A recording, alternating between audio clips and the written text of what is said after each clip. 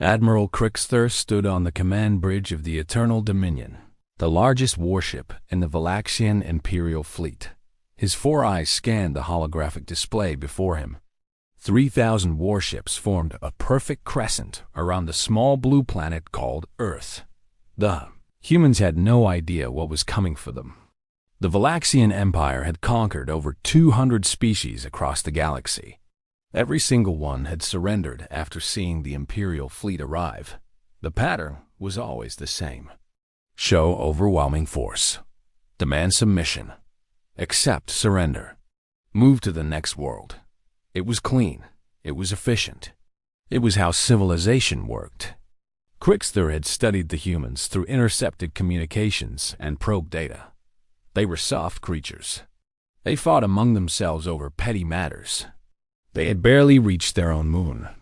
Their weapons were primitive chemical explosives and simple nuclear devices. Against Valaxian plasma cannons and gravity disruptors, such weapons were toys. The transmission was sent to every device on Earth. The message was simple.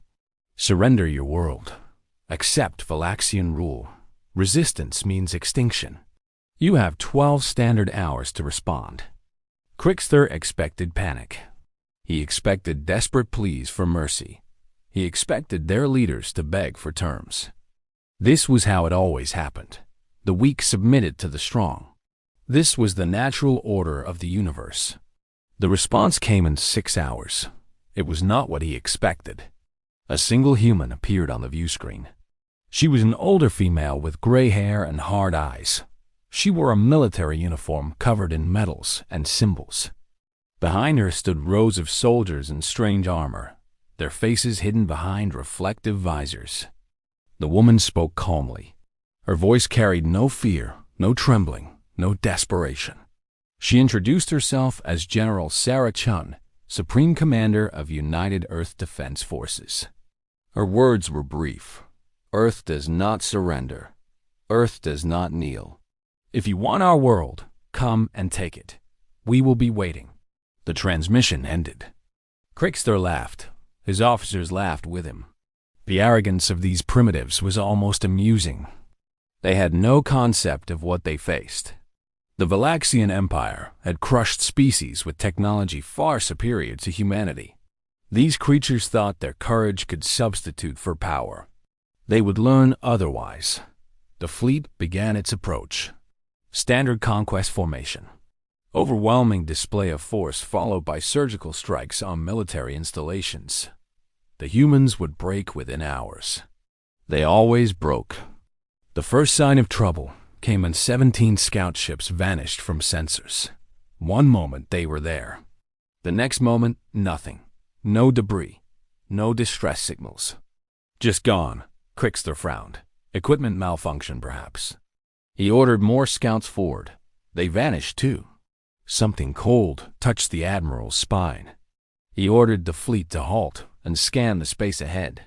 The sensors showed nothing. Empty space. No threats. No weapons. Nothing at all. Then the mines activated. Millions of them. Tiny devices no larger than a food container, scattered across thousands of kilometers of space. They had been invisible to Valaxian sensors because they were not active.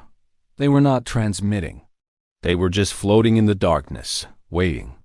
The moment the fleet crossed an invisible line, they came alive. The explosions were not particularly powerful. Valaxian shields could handle such blasts easily, but there were millions of them, wave after wave after wave. The shields held for minutes, then began to fail. Ships started taking damage. Hulls cracked. Engines failed. The perfect crescent formation became chaos. Crixther screamed orders. Push through the minefield. Reach Earth. Begin the bombardment. Break their spirit. The fleet pushed forward. They lost 400 ships to the mines. An acceptable loss. Earth's defenses would crumble now. They did not crumble. From the dark side of Earth's moon came a swarm of small vessels. Thousands of them. Each one was tiny compared to Valaxian warships. Each one was crewed by only 2 or 3 humans. They were fast. They were nimble. They were carrying nuclear weapons directly into the heart of the Imperial fleet. The humans were using suicide tactics. No, not suicide. Something stranger. The small ships would accelerate toward a Valaxian vessel, launch their weapons at point-blank range, then spin away at impossible angles.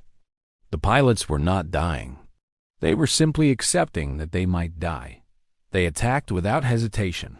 They fought without fear. The Valaxian officers could not understand it. In their experience, crews fled when death was certain. Soldiers surrendered when hope was lost. These humans did neither. They kept coming, ship after ship after ship, throwing themselves at the fleet like an endless tide of fury. Crixter watched in disbelief as the cruiser Righteous Conquest was rammed by 3 human vessels simultaneously. The impact should not have been enough to destroy it. But the humans had packed their ships with explosive material. They had turned their own vessels into weapons. The battle lasted 19 hours. When it ended, the Valaxian Imperial fleet had lost over 2,000 ships. The survivors were damaged, demoralized, and confused. They had never faced anything like this. Every species they had ever conquered had recognized when defeat was inevitable. Every species had chosen survival over destruction. The humans chose differently. General Chun appeared on the view screen again. Her uniform was dirty now. There was blood on her sleeve. Behind her, the command center showed damage and fire. Earth had paid a heavy price for this battle. But she was still standing, still fighting. She spoke again. That was your first lesson. We do not surrender. We do not beg. We do not break. You came to our world expecting sheep. You found wolves. Leave now. Tell your emperor what happened here. Tell him that Earth is not for sale. Tell him that humanity would rather burn than kneel. Crixter stared at the screen. His 4 eyes blinked slowly.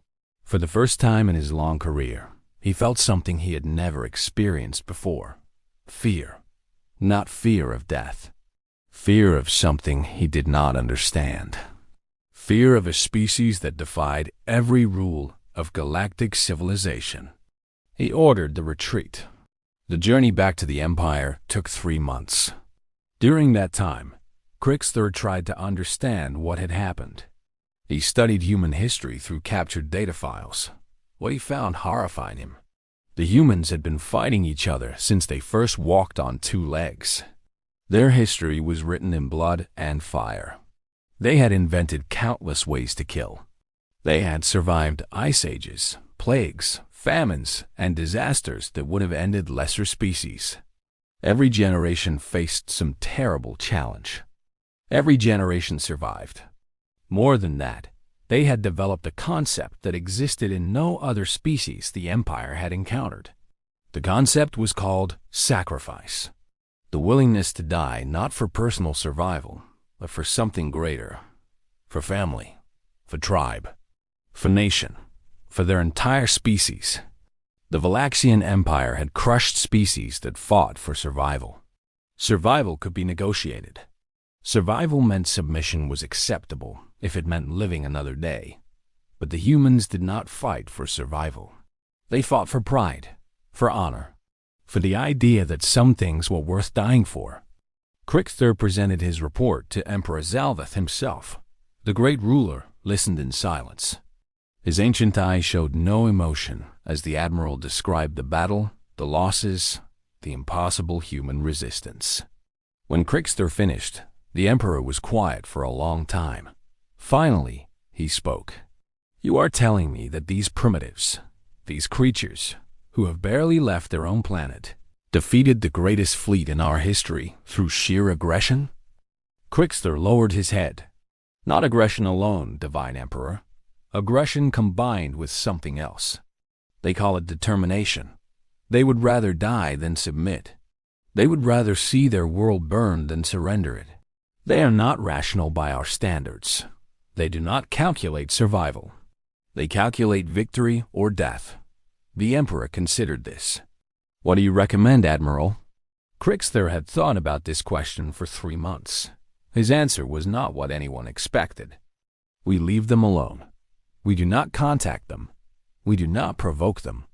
We pretend they do not exist. The court erupted in outrage. How could the mighty Valaxian Empire flee from primitive creatures? It was unthinkable. It was humiliating. The Emperor raised one hand. Silence fell. He looked at Crixter with new understanding. You fear them. I fear what they will become, Crixter replied. Right now, they are trapped on one small planet with primitive technology. In 100 years, perhaps 200, they will spread across the stars. They will build fleets to rival our own. They will come looking for us, and they will remember that we tried to conquer them. He paused, letting his words sink in. When that day comes, I do not want to be the enemy they are seeking. We have shown them what galactic civilization looks like. We have shown them that there are predators among the stars. Now they will prepare. They will build. They will grow strong. And when they are ready, they will come for anyone who ever threatened them. The Emperor sat back in his throne. His ancient face was troubled. You believe they will conquer the galaxy? Crixter shook his head. Worse, Divine Emperor. I believe they will unite it. They will find other species we have crushed. They will tell them what happened at Earth. They will show them that the Valaxian Empire can be beaten. And then they will lead those species against us. The court was completely silent now. Everyone understood the implications. The Empire's power rested on fear, on the belief that resistance was impossible. The humans had proven that belief wrong. If other species learned of this, the entire structure could collapse. The Emperor made his decision. The humans are to be left alone. All records of the battle are to be classified. No one speaks of Earth or its people. As far as the Empire is concerned, they do not exist. It was the greatest admission of defeat in Valaxian history, and it was made without a single human knowing about it. Back on Earth, General Chun stood before the United Nations Assembly. The world was still recovering from the battle. Millions had died. Cities were damaged. The cost had been terrible, but they had won. She addressed the assembled leaders with the same calm voice she had used when facing the alien fleet. Today we learned that we are not alone in the universe. Today we learned that there are forces out there that want to subjugate us. Today we proved that humanity will never submit. The assembly listened in silence. They had all watched the battle. They had all seen the impossible victory. Chun continued, We have a choice now. We can wait for them to come back, or we can go out and meet them. We can explore. We can expand. We can make sure that no one ever threatens our world again. She paused and looked at every face in the room. I recommend we choose strength. I recommend we reach for the stars before the stars reach for us. I recommend we show the galaxy what humanity is capable of when we work together. The vote was unanimous. Within 50 years, humanity had colonies on 12 worlds. Within 100 years, they had a fleet that rivaled the Valaxian Empire. Within 200 years, they had formed an alliance with 17 other species who had once lived under Valaxian rule. The empire that had conquered 200 worlds eventually fell to a coalition led by the species they had expected to surrender in 12 hours. The humans had not forgotten. They had not forgiven, and they had certainly not surrendered. General Chun did not live to see the final victory, but her words were inscribed on every human warship that participated in the liberation. Earth does not kneel. The galaxy learned an important lesson that day at Earth. Some species fight for survival. Some species fight for resources. Some species fight because they have no choice. Humans fight because they refuse to be conquered. They fight because surrender is not in their nature. They fight because somewhere deep in their genetic code, written by millions of years of struggle and survival, is a simple message that no alien species had ever encountered before. We will not go quietly. We will not bow. We will not break. Come for us if you dare. But know that we will make you pay for every inch. We will make you bleed for every victory. And in the end, we will still be standing. The Valaxian Empire expected mercy from humans. They expected surrender. They expected rational creatures who would calculate the odds and choose submission. They were wrong. And that mistake cost them everything.